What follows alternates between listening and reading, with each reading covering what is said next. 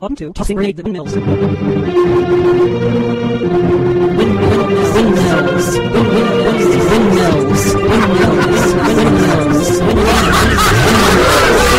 Windmills.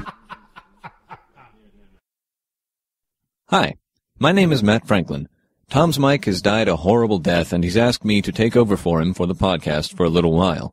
We were introduced through our mutual friend, Andrew. Thanks, Andrew. All right, on to the podcast.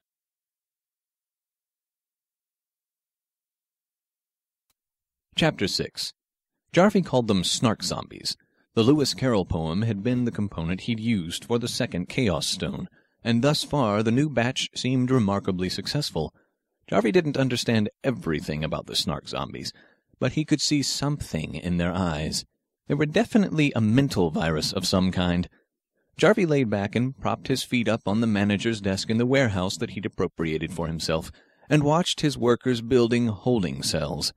These were for the blood zombies he planned on unleashing all over the world. He chomped the end of his cigar and, for the first time, decided that the idea of bits of civilization surviving after the initial waves of apocalypse wasn't a bad idea. After all, how much difference was there between Snark Zombies and supposed humanity? Their method of infection was more pernicious than any movie he'd ever heard of. All it required was a touch and a series of words, and suddenly the person listening was infected.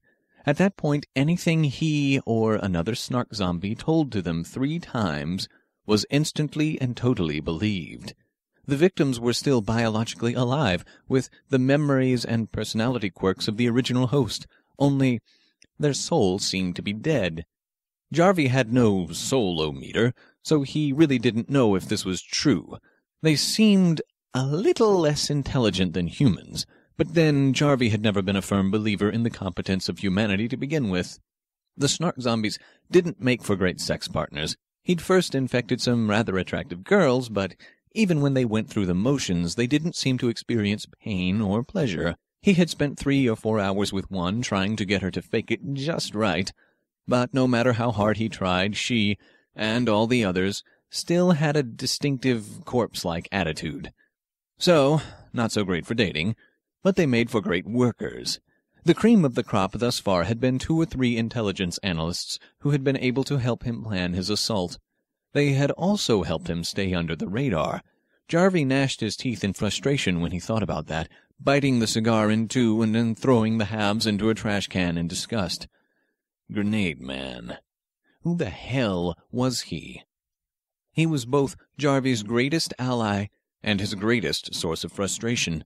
Because of Grenademan, the general public didn't believe anything at all about zombies, but also because of Grenademan, governments around the world were suddenly looking for things they never would have paid attention to otherwise. More importantly, they were looking for Grenademan. Jarvi counted his blessings about Chaos's little joke. Most of the efforts to locate him had been in the United States. Thus far, no one had thought to look for him in New Zealand. The contents of the trash can suddenly caught fire. Jarvi cursed and shouted for one of the Snarks to put it out. The Snark took the trash can and left the room. Jarvi almost thought about laying a trap for his rival, but ultimately decided against it. He was better off preparing for the apocalypse. Besides, he wasn't some evil overlord who had designs on world domination. Sure, it was a possibility, but he was keeping his agenda sufficiently flexible so he could focus on one master goal at a time.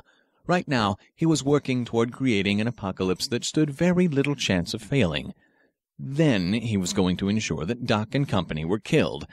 And then, and only then, if there was anything left worth saving, would he consider something like ruling the world. He stood up and decided it was time to make the usual daily rounds of his operation. He walked around the desk and headed out of the office.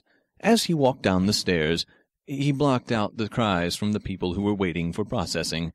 Some of them became Snark Zombies, some of them became blood zombies, and some of them became control subjects. It was just a couple of days ago that the redhead had caught his attention by trying to flirt with him, rather than screaming in rage or terror. She had turned out to be interesting for a bit, but then he'd had the zombies take her away. She was too shallow for him. But an idea had haunted him since then. Jarvi wanted a sidekick. He began to look for prisoners. Not his own prisoners, but people who had already been imprisoned by human authorities. Jarvi found a lot of records in the criminal files of the New Zealand criminal justice system. He didn't spend too long on it, but he had corrupted and converted about 10%, by his estimate, of the penal or probation population, and had them do the rest of the filtering for him. He narrowed things down to the top 10 candidates and arranged to have them sent to his warehouse. Still, his intelligence analysts were indicating anomalies. Wives were becoming suspicious of their husbands' behavior. Co-workers were starting to question radical personality shifts. It wasn't anything big. Usually, he could just give orders to counter the situation. If someone proved to be too much of a problem, he just made them into a snark, too. There were 1 or 2 people competent enough to avoid his nests, but he wasn't wasting an overly large portion of his resources to finding them. Not everyone could be snarked, but it was enough to give him the edge. These people went on autopilot unless he ordered them otherwise, but their autopilot was not as good as he wanted it to be. He looked at the latest candidate. She didn't know why she was here, but he felt an immediate chemistry with her, chemistry that seemed returned. "What's your name?" he asked. She smiled. "Laura Lynn. Pleased to meet you. What were you in prison for again?" "Jailbreak. I helped my ex-boyfriend get out of jail. I got 10 years for it." She moved her considerable chest in very interesting ways, but not in the ridiculously blatant way that Cindy, the first redhead from the pens, had done. Laura Lynn was a redhead too, of course. He'd liked the idea of Cindy, he just felt that he could upgrade. "Ever thought about conquering the world?" "All the time. I think I'd make a great mad scientist." She winked and looked around. "Is that the operation you've got here, some kind of secret government program or something?" "Something like that. What would you say your greatest quality is?" "Oh, so this is a business interview." She took a deep breath and looked vapid. "A completely circumstantial sense of morality, and the ability, nay, the almost compulsory need to point out something stupid and be totally honest about it." Oh, she was good. She could almost intuitively sense his needs. His last question was the clincher.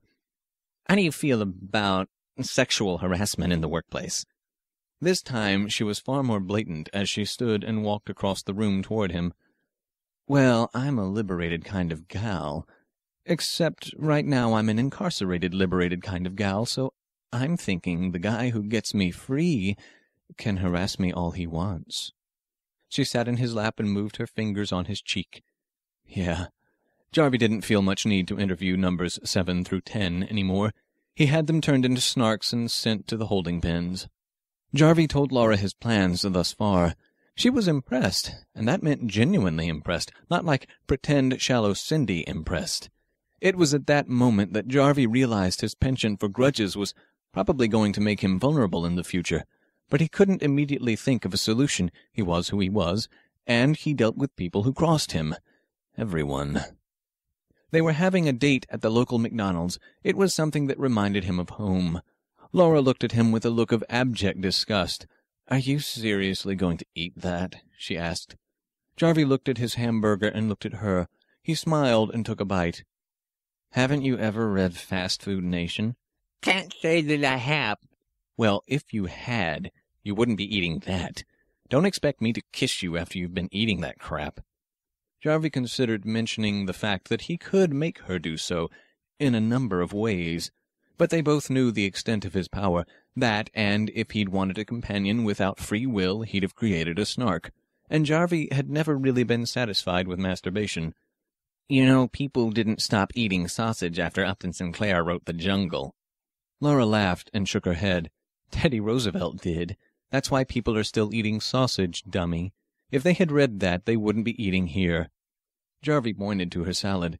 Laura said, "It's a salad, and besides, you should reward a company for behaving in a responsible fashion." Jarvi stared at her a moment. Despite the fact that she was aware of his plans, she must not really have internalized the scope of them, otherwise she wouldn't be talking about rewarding companies for anything. He tried to change the subject. "So, what exactly did you do to get your boyfriend out of jail?" She looked surprised. "You hadn't heard about it in the States?" "Apparently not." "It wasn't in my file?" I'm sure it was. I had 10 different files to go through. I didn't take time to read all of them. You want my advice, Jarvi? Start caring about the little details. All those little snarks that keep sending you reports don't really have much in the way of imagination. That means you either need to trust someone to go over those details for you, and I don't recommend that. This has been the Tossing Grenades at Windmills podcast. I'm Thomas Ricks. Music by Melanie Ricks. Voices by Skip Huffman and Josie Bergen-Lawson. Copyright 2012, Red Anvil Amalgamated. To fight the forces of evil!